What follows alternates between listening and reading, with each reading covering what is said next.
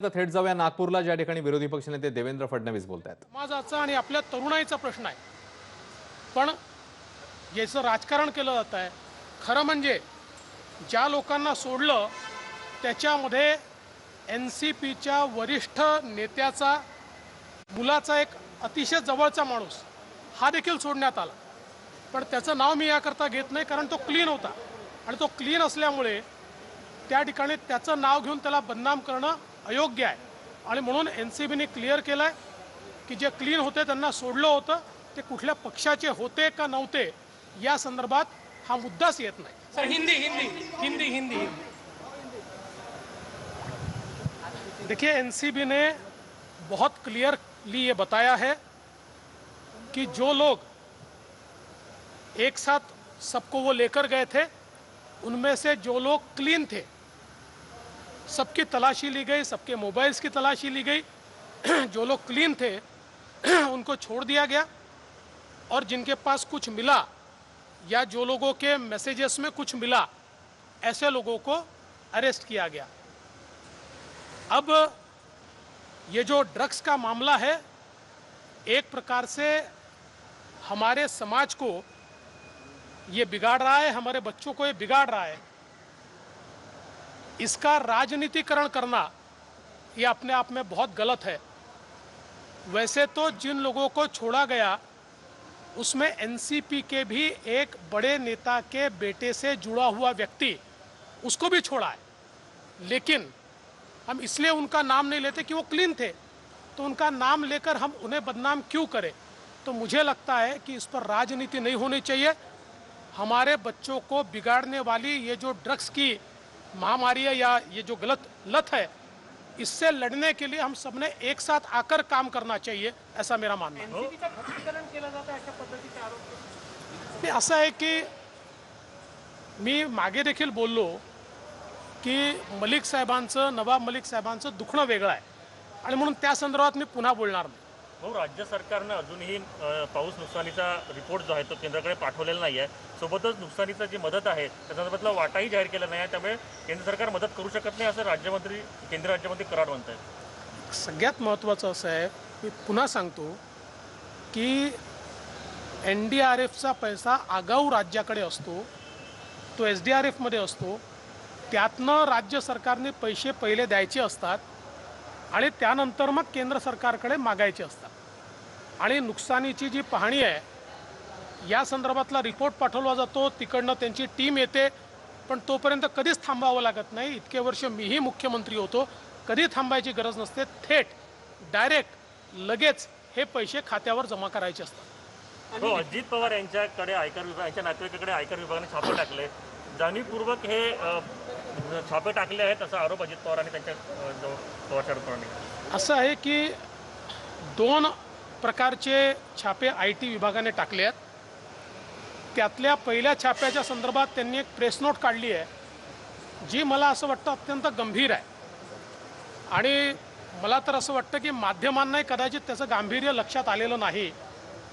कारण 1050 कोटी रुपयाची दलाली कशाला म्हणतात, ही त्याच्यामध्ये कागदपत्र सापडले आहेत, त्याचे पुरावे सापडले आहेत, याच्यामध्ये बदल्या आहेत, याच्यामध्ये टेंडर आहेत, याच्यामध्ये मंत्री आहेत, याच्यामध्ये अधिकारी आहेत। त्यामुळे महाराष्ट्रात नव्हे देशातला सगळ्यात मोठा अशा प्रकारचा हा पुरावा या रेड्समध्ये सापडलेला आहे।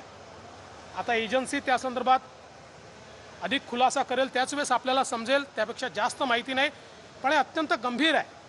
अशा प्रकारच्या सगळ्या रेड्स नंतर पुरावा मिळाल्या त्याला राजकीय स्वरूप देणं हे चुकीचं आहे। आणि त्यासोबत काल परवा ज्या रेड झालेल्या आहेत, 5 साखर कारखाने ज्यांच्या विक्रीच्या संदर्भात तक्रार होती, ज्याची चौकशी झाली, चौकशीमध्ये विक्रीची प्रक्रियाही चुकीची आहे आणि त्याहीपेक्षा विकत घेताना जे फंड्स आले आहेत, हे फंड्स चुकीच्या पद्धतीनं आले आहेत। तुम्ही काळ्या पैशावर टॅक्स भरून किंवा या ठिकाणी ब्राईबचा जो पैसा असतो, लाचेचा जो पैसा असतो, त्याच्यावर टॅक्स भरून तो पांढरा करू शकत नाही, हा नियम आहे। त्यामुळे तुम्ही ज्यावेळेस एखादा कारखाना विकत घेता त्यावेळी त्या कारखान्याचा जो काही तुम्ही खरेदीचा पैसा आहे हा योग्य पैसा असला पाहिजे.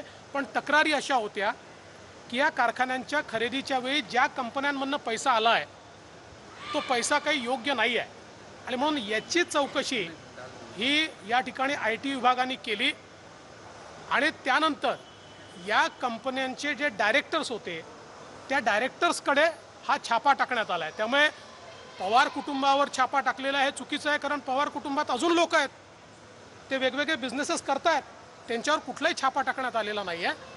या 4-5 ज्या काही साखर कारखाने आहेत ज्याच्यामध्ये काही व्यवहार झाले अशी माहिती IT विभागाकडे होती, त्याच्या डायरेक्टर्सवर टाकलेले छापे आहेत. याला कुठल्याही परिवाराशी जोडून पाहणं हे अयोग्य आहे.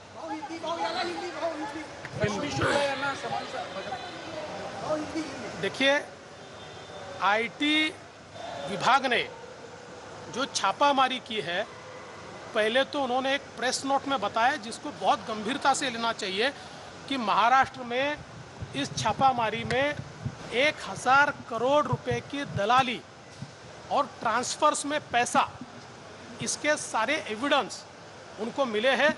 उसका सारा हिसाब मिला है, किसके पास पैसा गया मिला है, इसमें नेता है, इसमें कई अधिकारी है.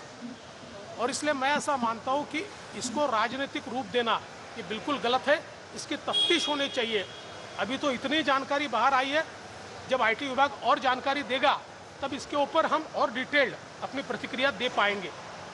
दूसरा, जो छापामारी कल परसों हुई है वो किसी परिवार के ऊपर नहीं हुई है, किसी परिवार को टारगेट करने के लिए भी नहीं हुई है. अगर हम देखें तो 5 शुगर मिल जिनको खरीदा गया था और खरीदते समय उसकी प्रक्रिया में भी प्रॉब्लम्स है, इस प्रकार की कुछ कंप्लेंट्स थी और उसके सोर्स ऑफ फंड्स की भी कंप्लेंट्स थी.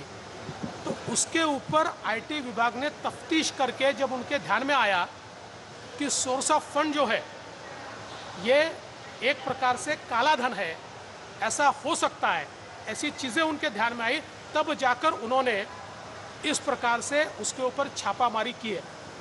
और इसलिए ये छापामारी उन शुगर फैक्ट्रीज के डायरेक्टर्स के ऊपर हुई है, किसी परिवार के ऊपर नहीं हुई. सुबोध जयस्वाल यांना रश्मी सर